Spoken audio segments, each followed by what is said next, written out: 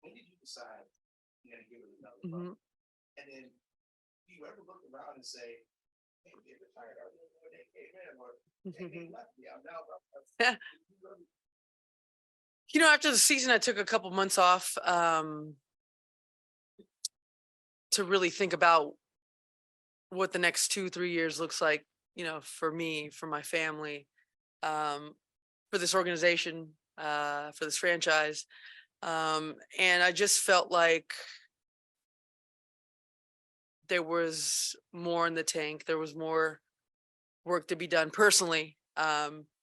So I made that decision, pretty quickly after I decided that's what I wanted to do. And yeah, I'm friends with all the coaches now, as you alluded to earlier.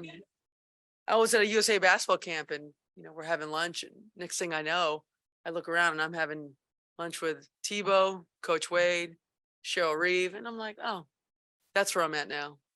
That's life.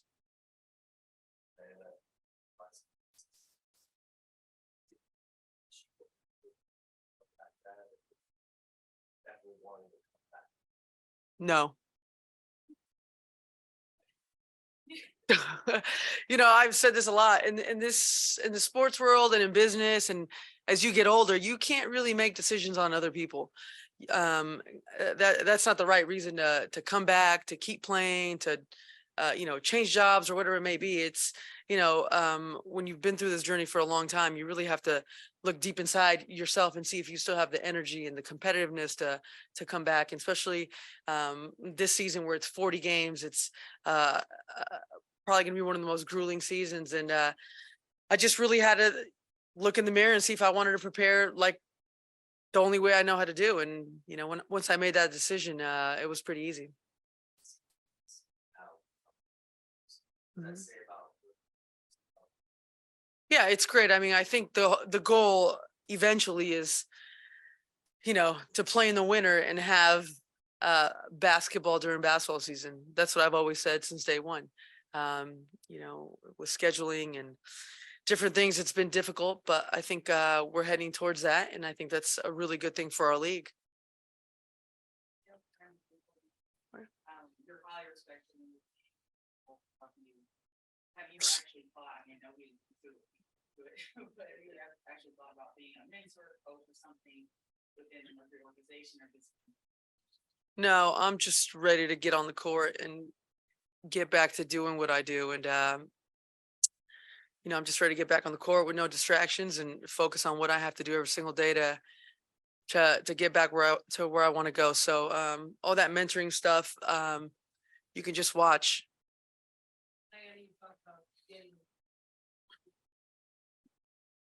Mm-hmm.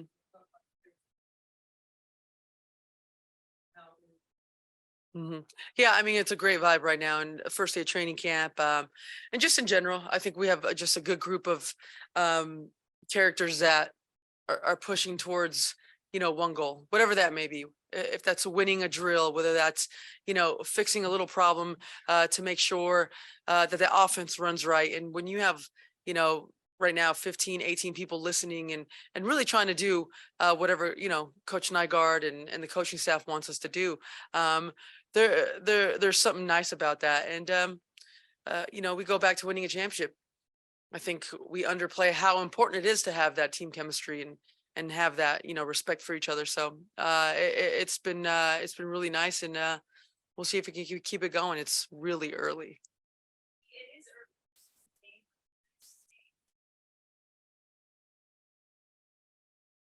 Well, we have a couple rookies, I think, that look really good. The young kid, the French kid from USC, she has length. She has this maturity about her. And because I know these overseas players, they just play hard. They just know one way. They get after it every single time they get on the court, and that's been fun to really watch. Essence, I think, is one of those players that is once again very mature on the court. That's the one thing that I've noticed about the couple of rookies that we have. After day one, the jitters went away, and then they just settled in and kind of followed suit. So they have great careers ahead of them, and they're really, really nice kids, which is nice.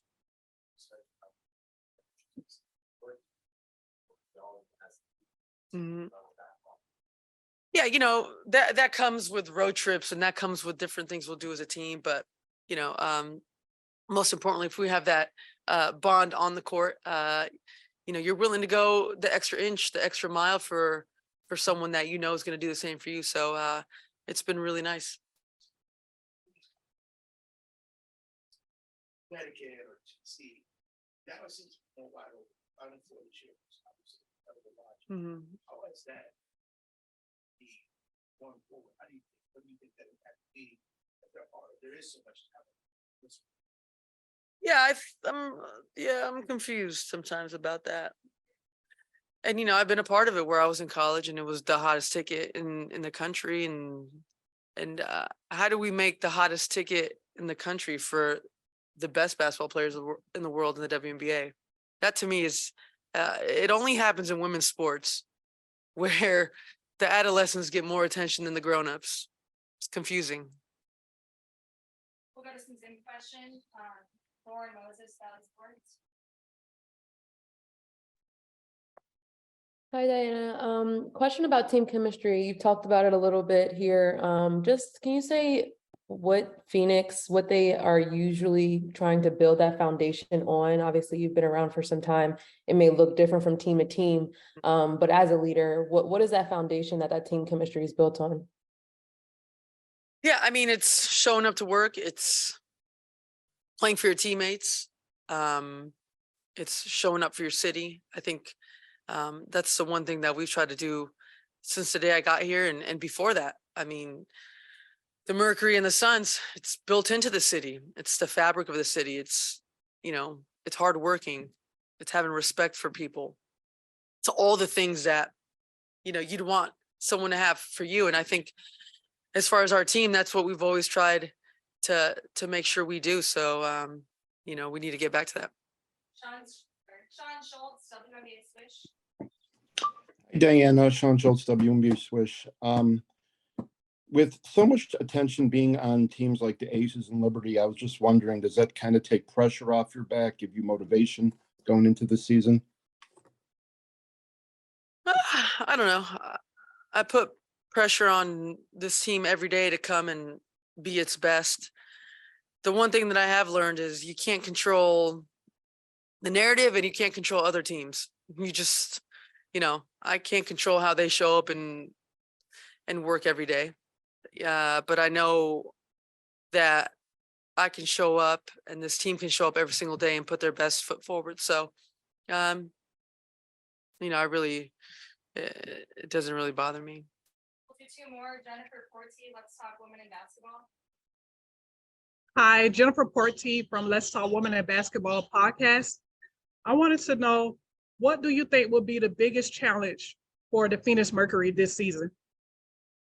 11 other teams every single night. I think it's going to be one of the most competitive seasons we've had in a long time. Like the question before, there's a lot of teams with, a lot of pressure to not lose a game. And then there's teams like us that, 18 months ago, 2 years ago, we were in the finals. And there's a lot of young teams that are wanting to prove themselves as a franchise, as an organization. So there's 11 other teams to worry about. Last question will be Sebastian Rodriguez, Taurasi Sports. Hey, Diana, can I make you this question in Spanish? Sí. Perfecto. Pues Diana, muchísimo gusto, Sebastián Rodríguez para Claro Sports. En los últimos años, las jugadoras latinoamericanas han tenido más presencia en la WNBA. ¿Qué piensas de estas oportunidades que se han ganado y cuál piensas que es el futuro de estas jugadoras en la liga?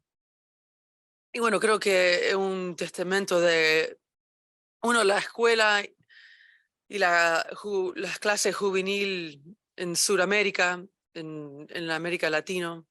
Yo creo que el básquet siempre fue algo que a la gente latina siempre le encanta en Argentina, en Brasil, Colombia, cuando hablamos de México.